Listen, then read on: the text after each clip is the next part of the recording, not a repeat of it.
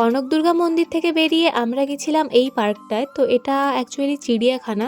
তো বাচ্চাদের নিয়ে ঘোরার জন্য এটা বেশ ভালো। আমাদের সাথে যেহেতু দুটো পুচকে ছিল তো তারা তো বেশ মজা পেয়েছে। তাছাড়াও এখানে সুন্দর করে অল্প একটু জায়গায় বাচ্চাদের কিছু অ্যাক্টিভিটিও রেখেছে। ডিয়ার পার্ক নাম হওয়ার কারণ, তো এখানে প্রথম প্রথম যখন পার্কটা হয় তো কিছু হরিণ সংরক্ষিত করে রাখা হয়েছিল। তো তারপর ধীরে ধীরে অন্যান্য পশু পাখিদেরও আনে। তাছাড়াও আমি যেটা দেখলাম, তো এখানে হরিণের সংখ্যাটা একটু বেশিই আছে, অন্যান্য পশু পাখিদের তুলনায় হরিণটা একটু বেশি আছে। দুটো প্রজাতির হরিণ ছিল, তো নাম ওরা বলেছিল কিন্তু এখন ভুলে গেছি। তো যাই হোক, আর এই দেখো এটা হচ্ছে নীলগাই। আর এটাকে দেখো, তো এটাকে দেখে তো আমি একদম শক হয়ে গেছি। এর সাইজটা তো দেখতেই পাচ্ছ, এইরকম তিনটে ছিল, তো এটাই সব থেকে বড় দেখলাম। আর ওই দেখো একটা গাছে রোদ পোহাচ্ছে। মোটামুটি অনেক পশু পাখি রেখেছে, তো একদম আলিপুর চিড়িয়াখানার মতো তো আর হবে না, অনেক কিছুই রাখার চেষ্টা করেছে। তো ধীরে ধীরে আরও হয়তো আনবে। কিছু জায়গা দেখলাম ফাঁকা আছে। তো যাই হোক, এই ঠান্ডায় বাঘগুলো এমনভাবে শুয়ে আছে, তো দূর থেকে পুরো বেড়াল লাগছে।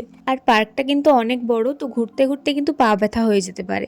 তারপরে গেছিলাম ক্রিস গার্ডেন। তো এখানে আর দেখার মতো সেরকম কিছু নেই। তো যাই হোক, আজকের ভিডিওটা এখানেই এন্ড করছি। দেখা হচ্ছে নতুন কোনো একটা ভ্লগে। তো আজকের জন্য টাটা।